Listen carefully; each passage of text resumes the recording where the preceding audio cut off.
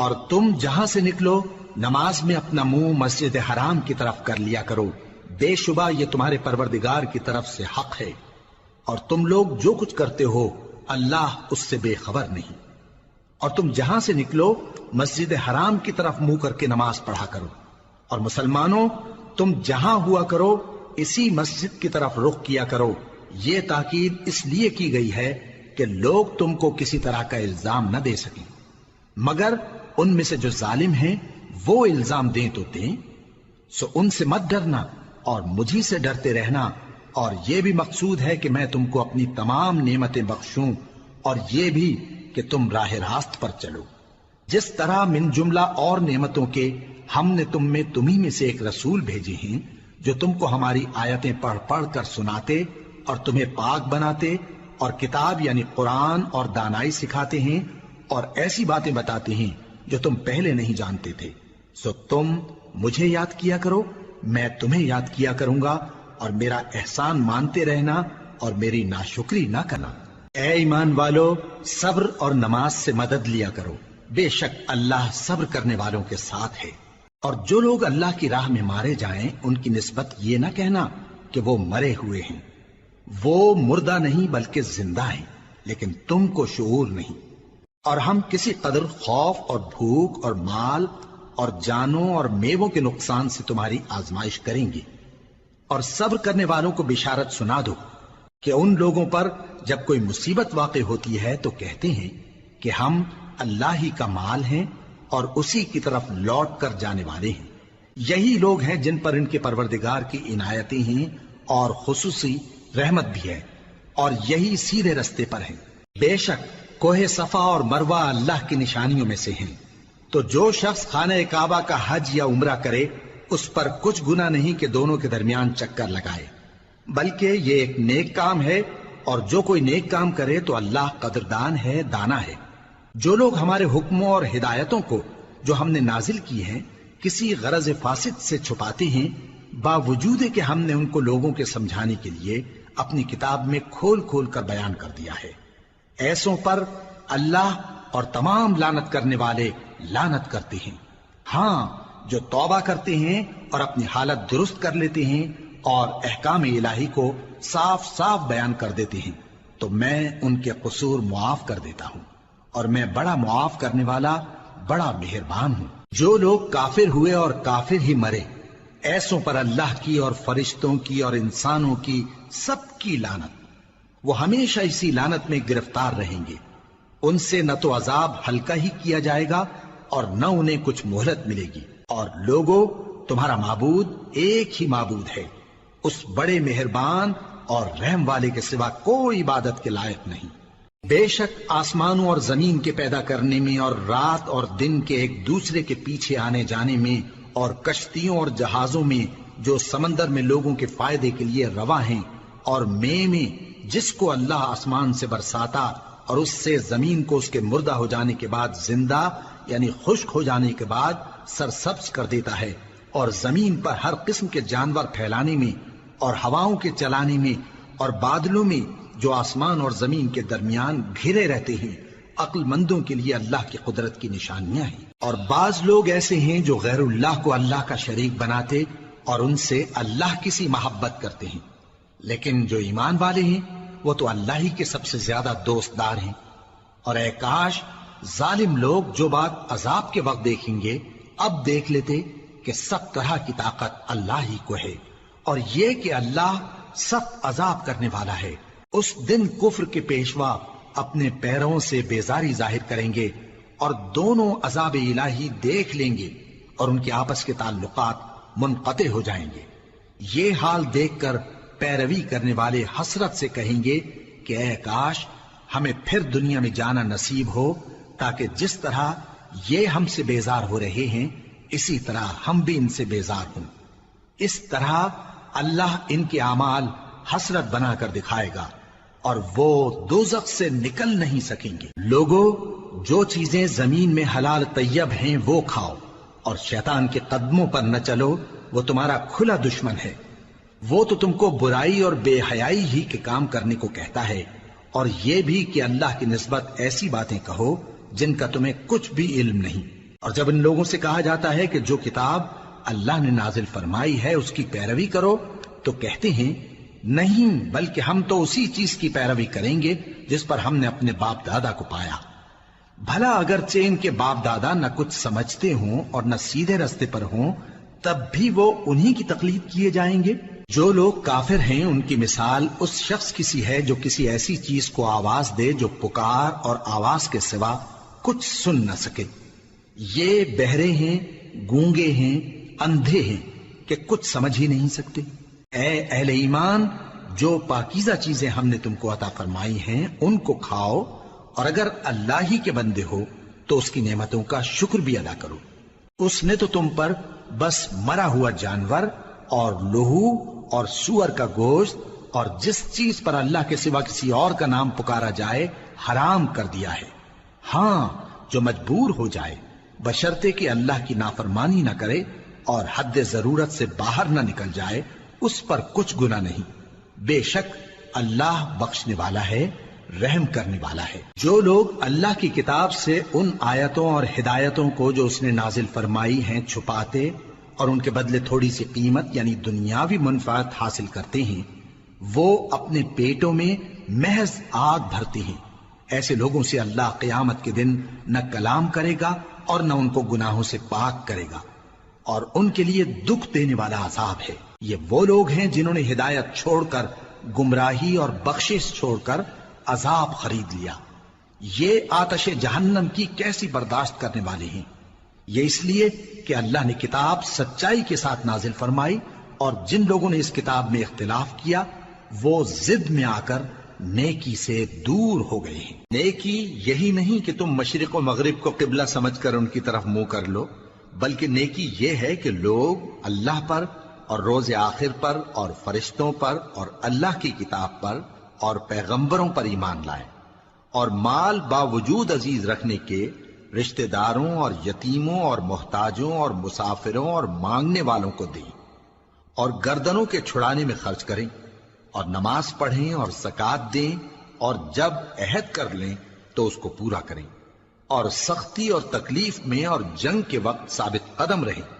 یہی لوگ ہیں جو ایمان میں سچے ہیں، اور یہی ہیں جو اللہ سے ڈرنے والے ہیں۔ مومنوں، تم کو مقتولوں کے بارے میں قصاص یعنی خون کے بدلے خون کا حکم دیا جاتا ہے، اس طرح پر کہ آزاد کے بدلے آزاد مارا جائے، اور غلام کے بدلے غلام، اور عورت کے بدلے عورت۔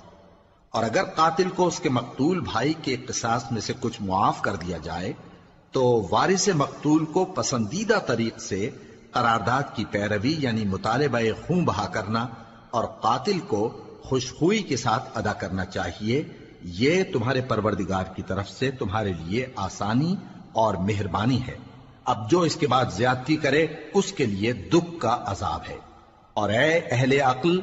حکم قصاص میں تمہاری زندگانی ہے کہ تم قتل و خونریزی سے بچو۔ تم پر فرض کیا جاتا ہے کہ جب تم میں سے کسی کو موت کا وقت آ جائے تو اگر وہ کچھ مال چھوڑ جانے والا ہو تو ماں باپ اور رشتہ داروں کے لیے دستور کے مطابق وصیت کر جائے۔ اللہ سے ڈرنے والوں پر یہ ایک حق ہے۔ پھر جو شخص وصیت کو سننے کے بعد اس کو بدل ڈالے تو اس کے بدلنے کا گناہ انہی لوگوں پر ہے جو اس کو بدلیں، اور بے شک اللہ سنتا جانتا ہے۔ اب اگر کسی کو وصیت کرنے والے کی طرف سے کسی وارث کی طرفداری یا حق تلفی کا اندیشہ ہو تو اگر وہ وصیت کو بدل کر وارثوں میں صلح کرا دے تو اس پر کچھ گناہ نہیں۔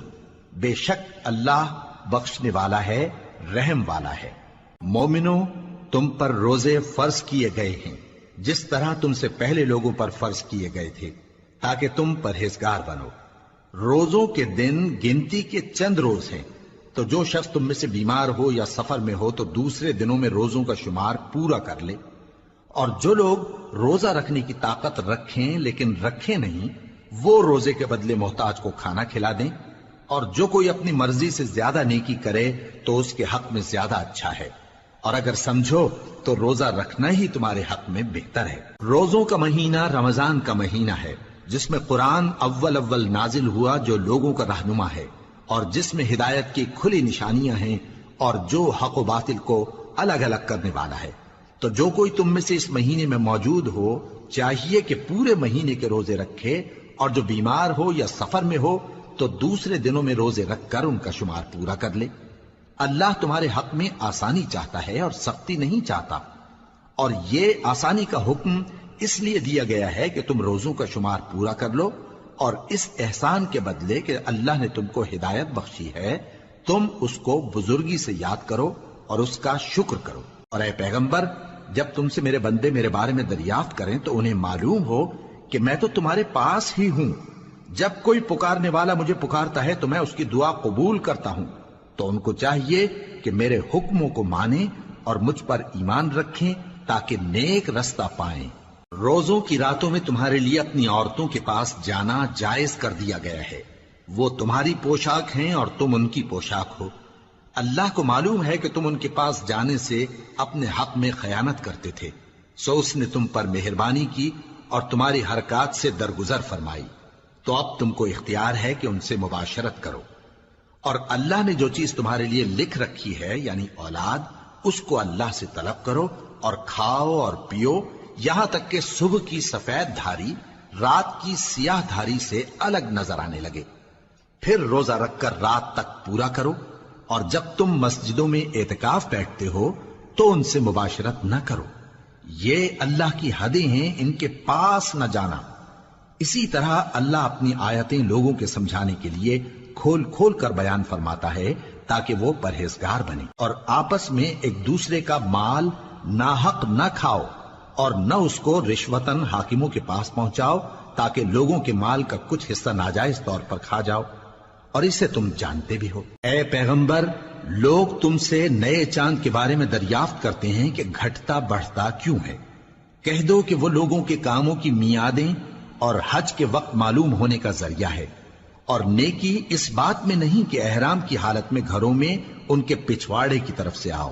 بلکہ نیکوکار وہ ہے جو پرہیزگار ہو، اور گھروں میں ان کے دروازوں سے آیا کرو، اور اللہ سے ڈرتے رہو تاکہ کامیاب ہو جاؤ۔ اور جو لوگ تم سے لڑتے ہیں تم بھی اللہ کی راہ میں ان سے لڑو، مگر زیادتی نہ کرنا کہ اللہ زیادتی کرنے والوں کو دوست نہیں رکھتا، اور ان کو جہاں پاؤ قتل کر دو، اور جہاں سے انہوں نے تم کو نکالا ہے یعنی مکے سے، وہاں سے تم بھی ان کو نکال دو۔ اور دین سے گمراہ کرنے کا فساد قتل و خونریزی سے کہیں بڑھ کر ہے، اور جب تک وہ تم سے مسجد حرام یعنی خانہ کعبہ کے پاس نہ لڑیں تم بھی وہاں ان سے نہ لڑنا۔ ہاں اگر وہ تم سے لڑیں تو تم ان کو قتل کر ڈالو، کافروں کی یہی سزا ہے۔ پھر اگر وہ باز آ جائیں تو اللہ بخشنے والا ہے، رحم کرنے والا ہے۔ اور ان سے اس وقت تک لڑتے رہنا کہ فساد نابود ہو جائے اور ملک میں اللہ ہی کا دین غالب ہو جائے۔ پھر اگر وہ فساد سے باز آ جائیں تو ظالموں کے سوا کسی پر زیادتی نہیں کرنی چاہیے۔ ادب کا مہینہ ادب کے مہینے کے مقابل ہے، اور ادب کی چیزیں ایک دوسرے کا بدلہ ہیں، پس اگر کوئی تم پر زیادتی کرے تو جیسی زیادتی وہ تم پر کرے ویسی ہی تم اس پر کرو، اور اللہ سے ڈرتے رہو اور جان رکھو کہ اللہ ڈرنے والوں کے ساتھ ہے۔ اور اللہ کی راہ میں مال خرچ کرو اور اپنے آپ کو ہلاکت میں نہ ڈالو، اور نیکی کرو، بے شک اللہ نیکی کرنے والوں کو دوست رکھتا ہے۔ اور اللہ کی خوشنودی کے لیے حج اور عمرے کو پورا کرو، اور اگر راستے میں روک لیے جاؤ تو جیسی قربانی میسر ہو کر دو، اور جب تک قربانی اپنے مقام پر نہ پہنچ جائے سر نہ منڈاؤ۔ اور اگر کوئی تم میں بیمار ہو یا اس کے سر میں کسی طرح کی تکلیف ہو تو اگر وہ سر منڈا لے تو اس کے بدلے روزے رکھے یا صدقہ دے یا قربانی کرے۔ پھر جب تکلیف دور ہو کر تم مطمئن ہو جاؤ تو جو تم میں حج کے وقت تک عمرے سے فائدہ اٹھانا چاہے وہ جیسی قربانی میسر ہو کرے، اور جس کو قربانی نہ ملے وہ 3 روزے ایام حج میں رکھے اور 7 جب واپس ہو، یہ پورے 10 ہوئے۔ یہ حکم اس شخص کے لیے ہے جس کے اہل و عیال مکے میں نہ رہتے ہوں، اور اللہ سے ڈرتے رہو اور جان رکھو کہ اللہ سخت عذاب دینے والا ہے۔ حج کے مہینے معین ہیں جو معلوم ہیں، تو جو شخص ان مہینوں میں حج کی نیت کر لے تو حج کے دنوں میں نہ عورتوں سے اختلاط کرے، نہ کوئی برا کام کرے اور نہ کسی سے جھگڑے، اور جو نیک کام تم کرو گے وہ اللہ کو معلوم ہو جائے گا۔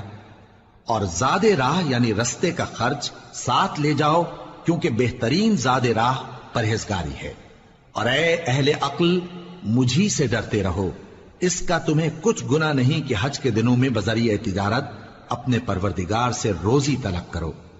اور جب عرفات سے واپس ہونے لگو تو مشعر حرام یعنی مزدلفہ میں اللہ کا ذکر کرو، اور اس طرح ذکر کرو جس طرح اس نے تم کو سکھایا، اور اس سے پیشتر تم لوگ ان طریقوں سے محض ناواقف تھے۔ پھر جہاں سے اور لوگ واپس ہوں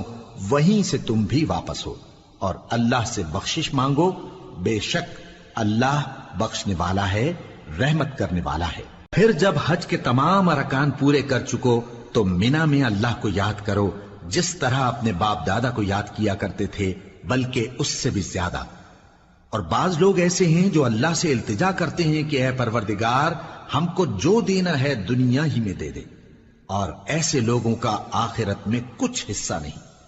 اور بعض ایسے ہیں کہ دعا کرتے ہیں کہ پروردگار ہم کو دنیا میں بھی نعمت عطا فرما اور آخرت میں بھی نعمت بخشیو اور دوزخ کے عذاب سے محفوظ رکھیو۔